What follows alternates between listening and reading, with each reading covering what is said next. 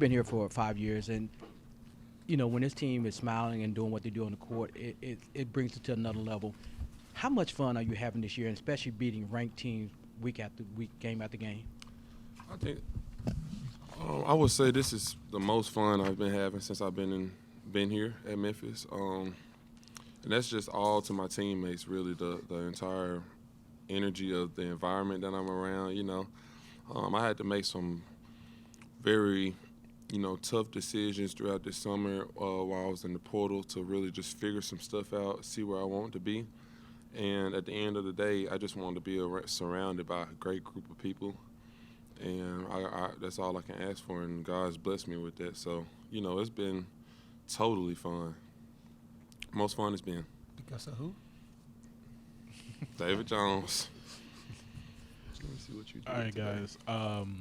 It's January is right around the corner, and it's already your fourth win against a top 25 opponent. Coach Harder said that this is the sign that Memphis is going to be something special later on in the year. Tell me, what's the mindset right now? Like, is it a good mindset? Is it what kind of mindset are you guys looking towards now that you know that you're one of the true underdogs that people are looking at now? I think it's the same mindset we've been having. Like I was just telling somebody, we have 13 new players. So it's not really understood. The pressure that Memphis has, and everything that we have to overcome. But it has been understood with this group of guys the last couple of weeks, and them seeing through our what we've been accomplishing, and they still see how the world treats us. So, from the rankings, from everything we accomplish, and they still see certain comments and certain things that these people out here are ranking and saying about us. And it's pretty much understood, So our whole motive is just keep it going. We don't settle for anything, and I'm appreciative of that. That's just the dog and my teammates. I have two questions for David Jones. What's it been like to play in the arena with two top 25 programs in front of this fan base, and this score mentality, like you have a Mamba mentality where nobody can control you? Where does that come from? First of all, I want to shout out the fans because they show up both of the games. And I just think it's just the work that I have put in. And this been my mentality since I started playing basketball. Score mentality, and I don't think no one's gonna take it from me. And my teammates just give me the confidence to keep doing it every game, and Penny as well. David, I'm curious, that second half especially for you guys as a team, when you kind of overwhelm a good team like you did. What was that like? Seeing they had to abandon their pack line defense at one point. You all were scoring so much. What was that feeling like on the court tonight when you're blowing out another good team like you did?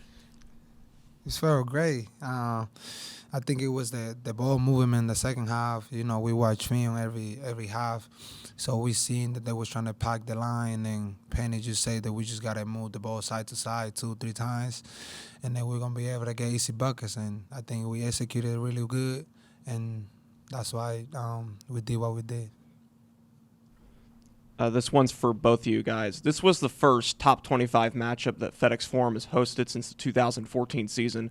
What did it mean to you guys to not only be a part of that group to make that happen, but then win it as emphatically as you did?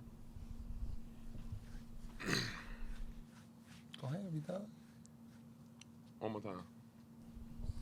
I get it.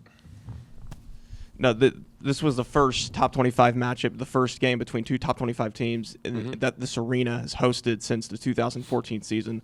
I just wanted to know what it meant to you guys to, be a part of the group to make that happen, and then, just win it in the blowout fashion you guys did. Yeah, it's definitely spectacular. Like David said, man, we're just selfless. It's for the fans. It's for the city. Everything we do is just motivated by the city. So, we feel accomplished,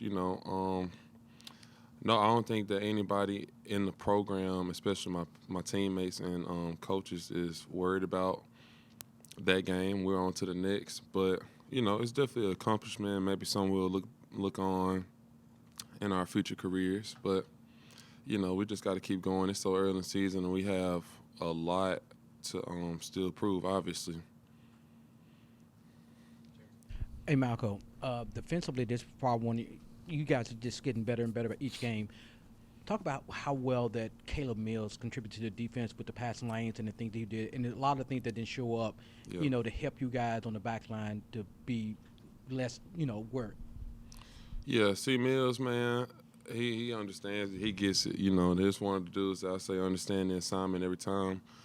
Just like Coach said in our huddle in the locker room, man, Caleb is always talking to us every time out. He's talking to the whole group, all eyes on Caleb. He's telling us stuff, breaking stuff down. And, all we can do is respect him for that. So he's already took that role, took that challenge, and he understands the assignment at all times. So, we're just grateful for Caleb because he understands he's not searching for things to show up on the paper. He's making sure that we get a win, and that's all we can ask for. David and Malcolm, obviously Naquan he's in Memphis now. Can kind of talk about it. What's it like to bring him along in this environment and have him on the bench with you guys? As you got two big wins like that, and he was right there with you. Naquan. Go ahead. Yeah, Naquan. We're blessed to have him, man.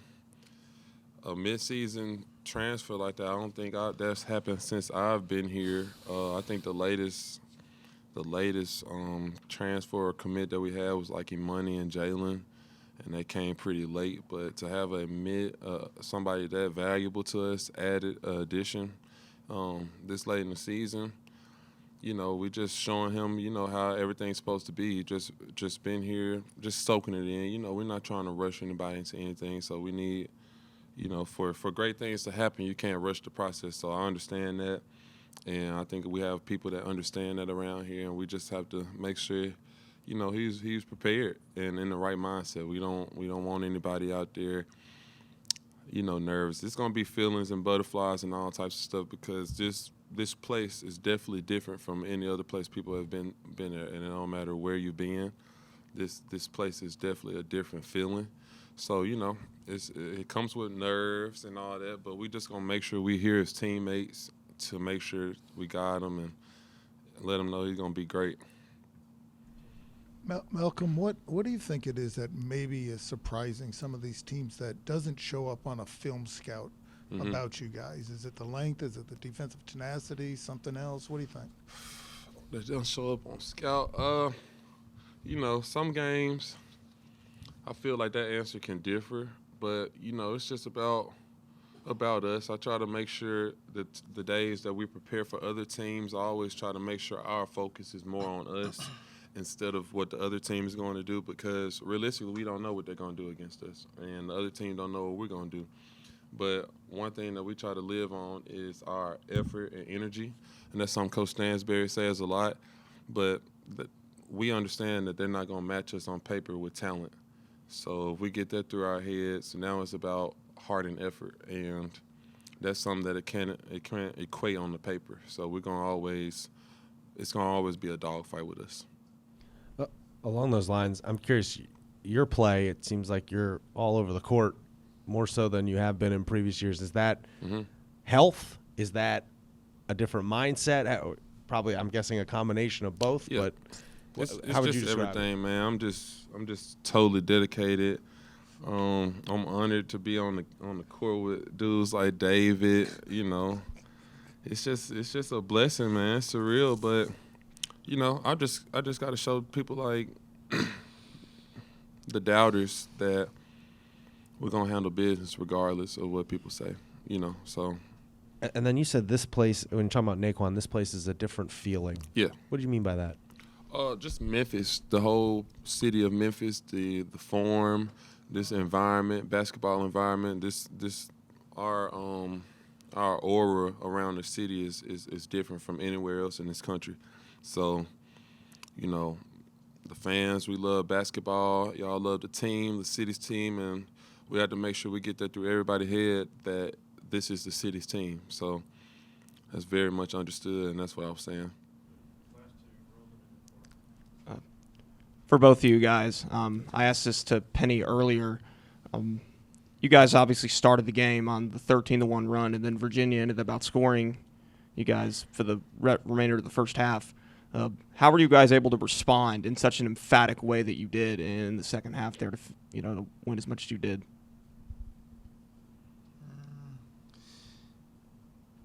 Go ahead, Marco. You said how we were able to respond in the second half? Yeah. We just came together at halftime, seen a couple of mistakes that we needed to adjust on, and we just went from there. Really, the 13-1 run was us making sure we made a statement early because that's what we need to do at all times. So, but we understand things happen. Subs, people get tired, people are feeling the game. So, as a player that has came off the bench and started, I understand that sometimes everybody needs a feel of the game. So, with us having starter players coming off the bench, it took a little time to adjust. So we was adjusting, but that second half, it was no excuses, and that's what we did. Malcolm, there's people saying on Twitter or other social media that this might be the best Memphis team since the 07-08 team that had Derrick Rose and went to the title game. Man, you're from here. What was your favorite Memphis team growing up, and what does it mean for you to be a part of a team that could restore this program to the heights it's seen before? Well, my favorite Memphis team, honestly, would probably be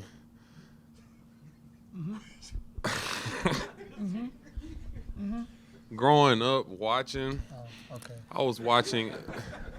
Growing up watching, I was locked in, but I was like 7 years old in 2008. So I was not locked in on Derrick Rose. I just wasn't. I wish I was a basketball head like that where I just know all the players on the court and stuff, but I was probably getting in trouble at school somewhere. So, but I would definitely say one of the teams with KJ and Dandridge Lawson, hands down, because those are my big bros. That's when I started to feel the energy. Me and Chandler were here since middle school and high school, just coming in here, feeling the energy. It's like we grew up here way before we were even talking about picking colleges. So, those would definitely be one of my favorite teams that I was watching. I think Josh Pastner was here for a little minute, and Tubby got to run through both of those and just, be around the team like we were little brothers to the superstars on the team. But, my favorite team is the one I'm on right now. So that's simple, plain and simple right there. And second part of that question, for you to be potentially part of the process that gets this program back to the historic heights it's seen, man, like what does that mean to you? Yeah, it's everything, man. This is all I could really think about, especially through lower times throughout my career, injuries and all that.